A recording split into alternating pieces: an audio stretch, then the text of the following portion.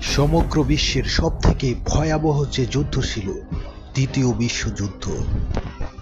September 1939 সালে Poland এবং যুক্তরাজ্যের জার্মানির আক্রমণ, এবং এর 2 দিন পরে 3 সেপ্টেম্বর 1939 ফ্রান্সের জার্মানির বিরুদ্ধে যুদ্ধ ঘোষণার মাধ্যমে দ্বিতীয় বিশ্বযুদ্ধ শুরু হয়।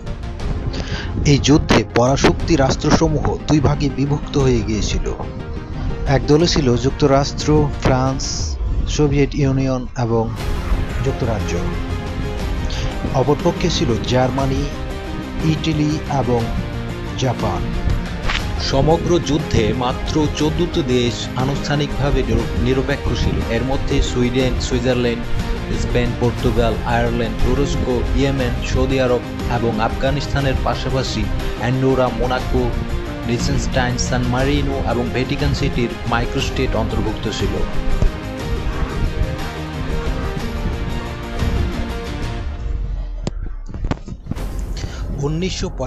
সালের 9 আগস্ট মার্কিন যুক্তরাষ্ট্র জাপানের হিরোশিমা এবং নাগাসাকি শহরে 2টি পারমাণবিক বোমার বিস্ফোরণ ঘটায়।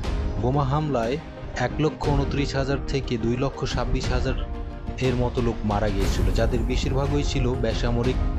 জাপানের আত্মসমর্পণের মাধ্যমে দ্বিতীয় বিশ্বযুদ্ধের সমাপ্তি ঘটে। খবরটি দ্রুত ছড়িয়ে পড়ে